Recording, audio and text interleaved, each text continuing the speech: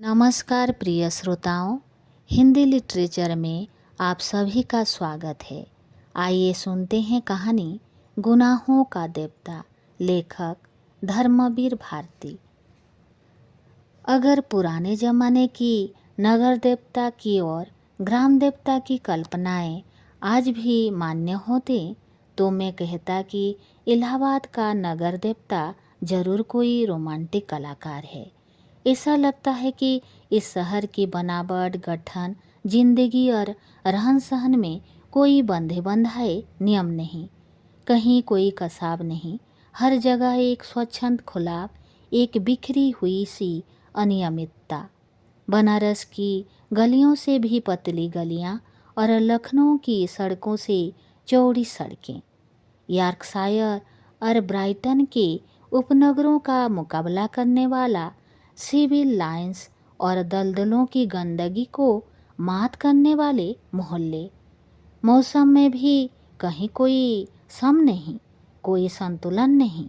सुबह मलयजी, दोपहरें अंगारे तो शामें रेशमी। धरती ऐसी कि सहारा के रेगिस्तान की तरह बालू भी मिले, मालवा की तरह हरे भरे खेत भी मिले और ऊसर और परती की भी कमी नहीं। सचमुच लगता है कि प्रयाग का नगर देवता स्वर्ग कुंजों से निर्वासित कोई मनमौजी कलाकार है, जिसके सृजन में हर रंग के डोरे हैं। और चाहे जो हो, मगर इधर क्वार, कार्तिक तथा उधर बसंत के बाद और होली के बीच के मौसम से इलाहाबाद का वातावरण नेस्सियम और पेंजों के फूलों से भी ज़्यादा खूबसूरत और आम के बोरों की खुशबू से भी ज़्यादा महकदार होता है। सिविल लाइंस हो या अल्फ्रेड पार्क, गंगा तट हो या खुसरू बाग, लगता है कि हवा एक नटखट देसीजा की तरह कलियों के आंचल और लहरों के मिजाज से छेड़खानी करती चलती है। और अगर आप सर्दी से बहुत नहीं डरते तो आप जरा एक ओवरकोट डालकर सुबह सुबह घूमने निकल जाएं तो इन खुली हुई जगहों की फिजा इठलाकर आपको अपने जादू में बांध लेगी। खास तौर से पो फटने के पहले तो आपको एक बिल्कुल नई अनुभूति होगी। बसंत के नए नए मौसमी फूलों के रंग से मुकाबला करने वाली हल्की सुनहली बाल सूर्य की अंगुलियां सुबह की राजकुमारी की गुलाबी की वक्ष पर बिखरे हुए भोराले गिसुआ का धीरे धीरे हटाती जाती है और खितिज पर सुनहली तरुपाई बिखर पड़ती है।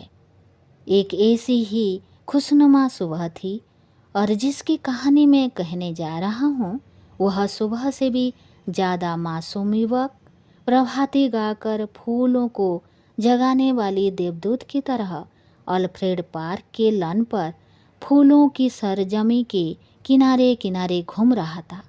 कतई स्वीटिपी के रंग का पेशमीने का लंबा कोट, जिसका एक कलर उठा हुआ था और दूसरे कलर में सरों की एक पत्ती बटन होल में लगी हुई थी। सफ़ेद मक्खन जीन की पतली पेंट और पैरों में सफ़ेद जरी की पेशावरी सैंडलें, भरा हुआ गोरा चेहरा और ऊंचे चमकते हुए माथे पर झूलती हुई एक रूखी भूरी लट। चलते चलते उसने एक रंग बिरंगा गुच्छा इकट्ठा कर लिया था और रह रह कर वह उसे सूंघ लेता था। पूरब के आसमान की गुलाबी पंखुड़ियाँ बिखरने लगी थी और सुनहले पराग की एक बौछार सुबह के ताजे फूलों पर बिछ रही थी। अरे, सुबह हो गई, उसने चौंक कर कहा और पास की एक बेंच पर बैठ गया। सामने से एक माली आ रहा था। क्यों जी, लाइब्रेरी खुल गई? अभी नहीं बाबूजी, उसने जवाब दिया। वह फिर संतोष से बैठ गया और फूलों की पंखुड़ियाँ नोचकर नीचे फेंकने लगा। जमीन पर बिछाने वाली सोने की चादर परतों पर परतें बिछाती जा रही थी और पेड़ों की छायाओं का रंग गहराने लगा था। उसके बीच एक नीचे फूलों की चुनी हुई पत्तियां बिखरी थी और अब उसके पास सिर्फ एक फूल बाकी रह गया था। हल्के फालसई रंग के उस फूल पर गहरे बेंजीने डोरे थे। हेलो कपूर, सहसा किसी ने पीछे से कंधे पर हाथ रखकर कहा। यहाँ क्या झक मार रहे हो सुबह सुबह? उसने मुड़कर पीछे देखा। आओ ठाकुर साहब, आओ बैठो यार, लाइब्रेरी खुलने का इंतज़ार कर रहा हूँ। क्यों, यूनिवर्सिटी लाइब्रेरी चाट डाली? अब इसे तो गरीब लोगों के लिए छोड़ दो। हाँ हाँ, गरीब लोगों ही के लिए छोड़ रहा हूँ। डॉक्टर शुक्ला की लड़की है ना, वह इसकी मेंबर बनना चाहती थी तो मुझे आना पड़ा।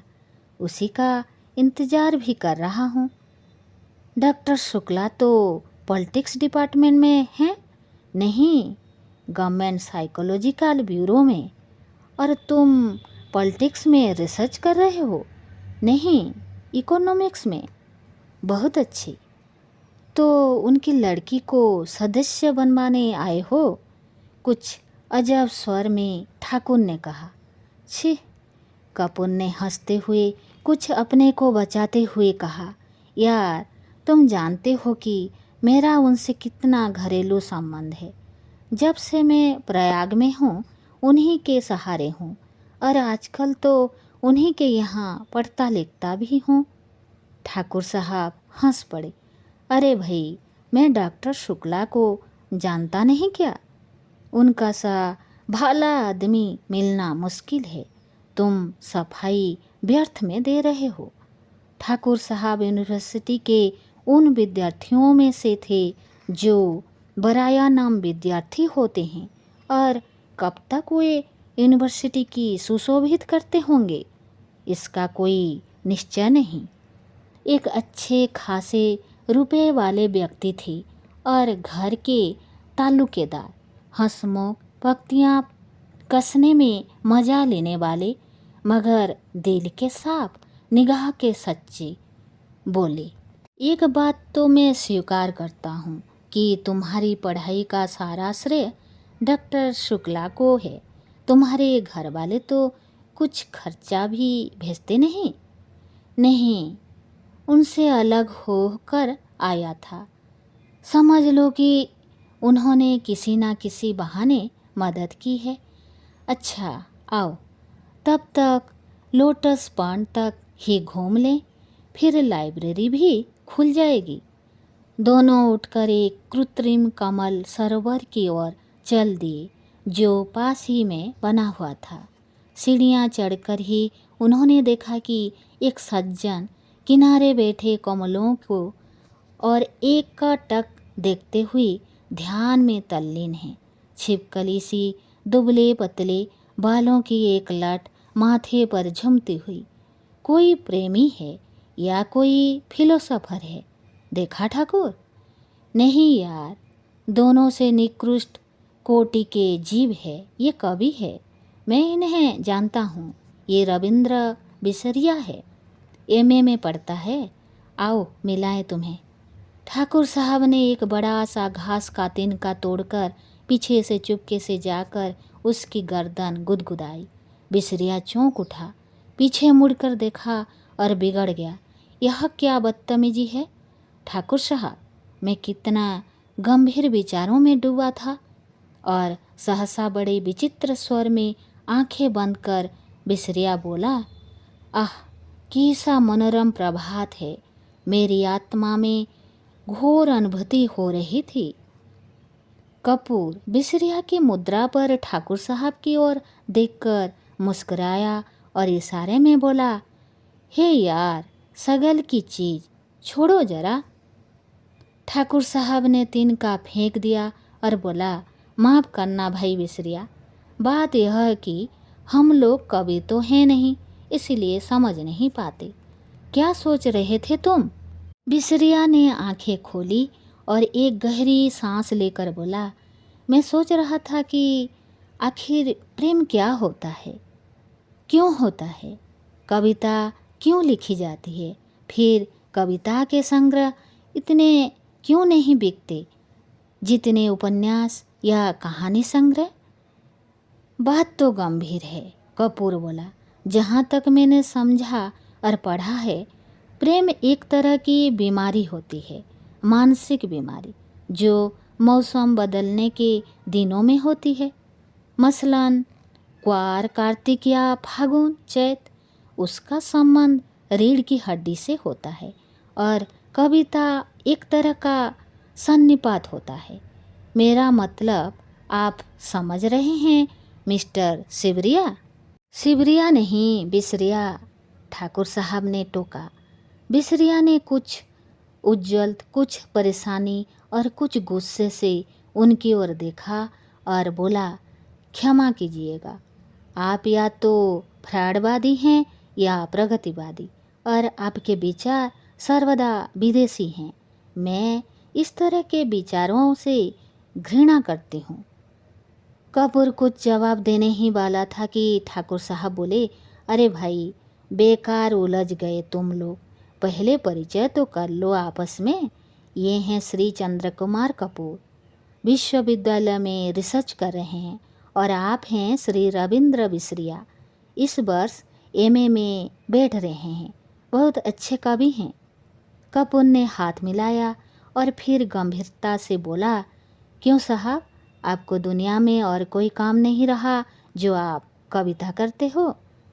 बिसरिया ने ठाकुर साहब की ओर देखा और बोला, ठाकुर साहब, यह मेरा अपमान है, मैं इस तरह के सवालों का आदी नहीं हूँ, और उठ खड़ा हुआ। अरे बैठो बैठो, ठाकुर साहब ने हाथ खींचकर बिठा लिया। देखो, कपूर का मतलब तुम समझे नहीं।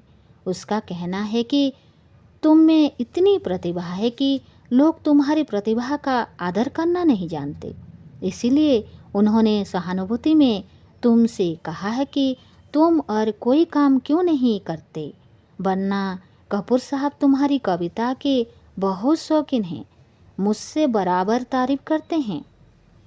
बिसरिया पिघल गया और बोला, क्षमा कीजिएगा, मैंने गलत समझा। अब मेरा कविता संग्रह छप रहा है, मैं आपको अवश्य भेंट करूँगा। और फिर बिसरिया ठाकुर साहब की ओर मुड़कर बोला, अब लोग मेरी कविताओं की इतने मांग करते हैं कि मैं परेशान हो गया हूँ। अभी कल त्रिवेणी के संपादक मिले, कहने लगे, अपना चित्र दे दो। मैंने कहा कि कोई चित्र नहीं है, तो पीछे पड़ गए। आखिरकार मैंने आइडेंटिटी कार्ड उठाकर दे दिया। वाह, कपूर बोला, मान गए आपको हम। तो आप राष्ट्रीय कविताएं लिखते हैं या प्रेम की? जब जैसा अवसर हो, ठाकुर साहब ने जड़ दिया।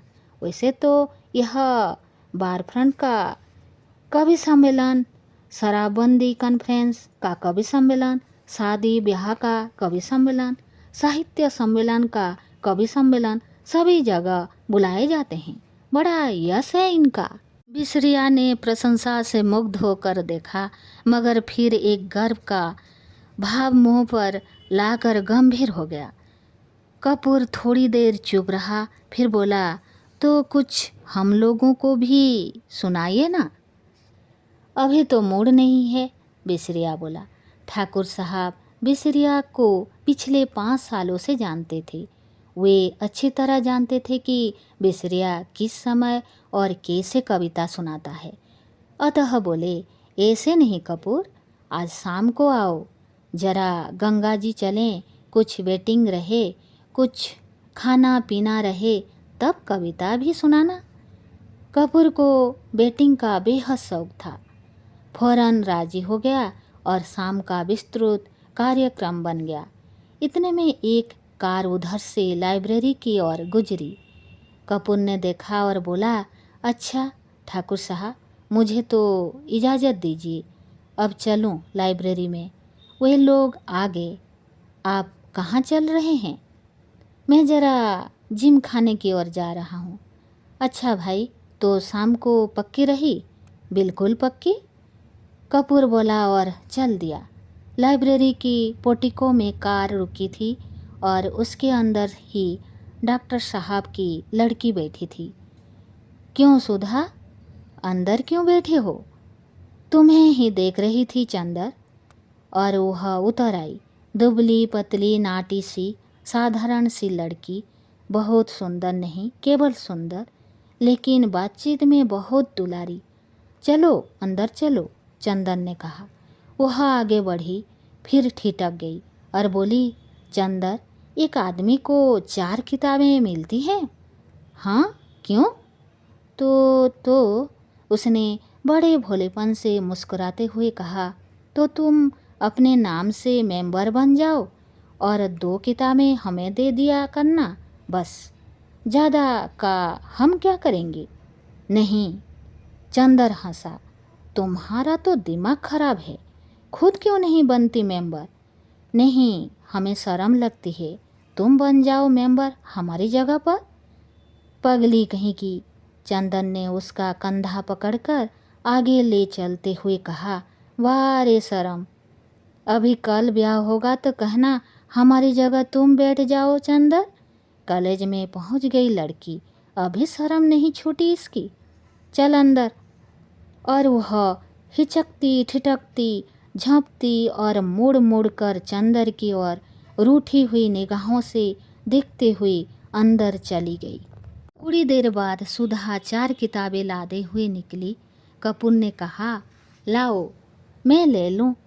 तो बस बांस की पतली टहनी की तरह लहरा कर बोली, सदस्य मैं हूँ, तुम्हें क्यों दूं किताब? और जाकर कार में अंदर किताबें पटक दी और बोली, आओ बैठो चंदर, मैं अब घर जाऊंगा। यह देखो। और सामने भीतर से कागजों का एक बंडल निकाला और बोला, देखो यह पापा ने तुम्हारे लिए दिया है। लखनऊ में कॉन्फ्रेंस है ना, वही पढ़ने के लिए यह निबंध लिखा है उन्होंने। शाम तक यह टाइप हो जाना चाहिए। जहाँ संख्याएं हैं वहाँ खुद आपको बैठकर बोलना होगा। और पापा सुबह से ही कहीं गए हैं, समझे जनाब? उसने बिल्कुल अल्हड़ बच्चों की तरह गर्दन हिलाकर शौक शोरों में कहा। कपूर ने बंडल ले लिया और कुछ सोचता हुआ बोला, लेकिन डॉक्टर साहब का हस्तलेख इतने पृष्ठ शाम तक कौन टाइप कर देगा?